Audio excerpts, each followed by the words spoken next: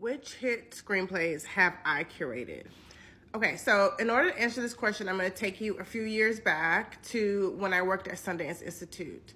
I was a funder for the documentary film program, and essentially what that is twice a year. Well, now I think it's once a year, but when I was there, twice a year, independent documentary filmmakers would apply to the Sundance Documentary Fund. Now, that program has several different programs: the fund, the labs, discretionary funding, and different types of support. But I specifically worked for the fund. In order to fund independent documentaries, we took it through a process of I managed an army of screeners who would first screen the projects. Then I would watch all the projects and disseminate them to the rest of the team. And then we would decide which projects would get funding. After we decided which projects were at the top of our list, we would then send them to external reviewers that had understanding, information, and experience in different conflicts and situations all around the world. So, for example, I know and we knew a ton about documentary storytelling, but I might not know about the conflict that's happening in Guatemala or the UK or Uganda, or I might not be well versed in what's happening with the government on this other part of the world. And the last thing we want to do is fund a documentary that is spreading misinformation, even if it's well-meaning. So we would work with different organizations, sort of high up nonprofit organizations that have employees that specialize in certain conflicts, certain parts of the world, certain countries, and certain issues in general. Okay.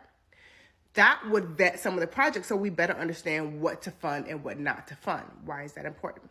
It's important because one thing that we would do when we had a press release to announce what projects we were then funding is we would say, the people who have screened these documentaries are people like, and then we would name people like those organizations and specific people who we have relationships with that specialize in either that issue, that part of the world, or that topic.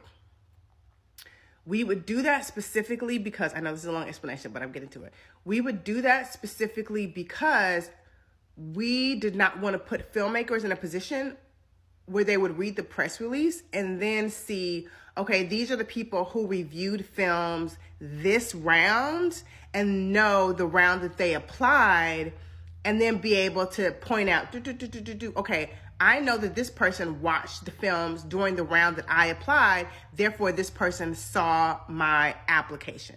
What that does is it protects reviewers and it protects organizations from being associated with a very specific time period that a film was cultivated or given a grant.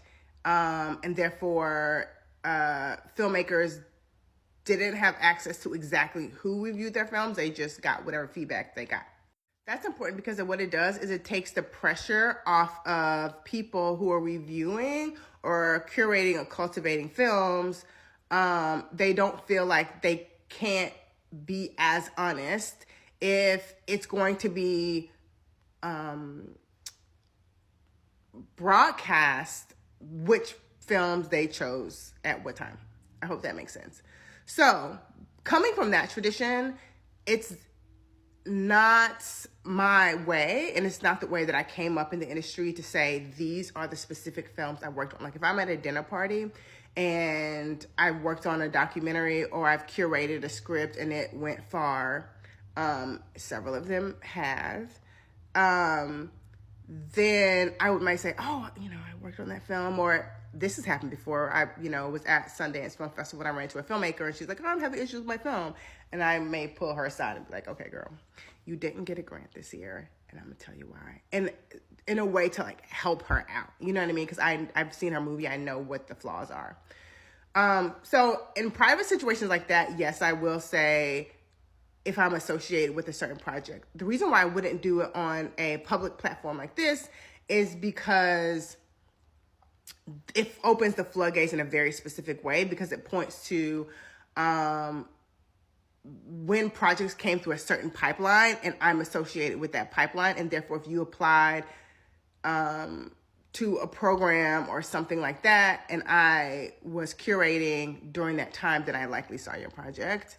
And that opens the floodgates for someone like me. What I will say is that these are my clients. And I work with Nichols now. I'm a screenwriting director for the Athena Screenwriting Lab. So like there's different organizations that like aren't even on this list that I work with all the time. What's most important to know about me is that I know what these organizations are looking for, including Film Independent, that's not up here, different organizations and stuff like that. So I can help you and let you know what the mandate are for those people. When it comes to specific films, it's less likely that I will say, yes, I curated this film or I gave this film notes and then it went on to win whatever. I have had films that have gone on to win Oscars after I have consulted with them, or Gotham Awards, or I forgot the name, Film Independent puts on the awards. I forgot what that was called, Spirit Award. I think hopefully that's more helpful to know. If you want more information on that, let me know, but I hope this is helpful. Okay, happy writing.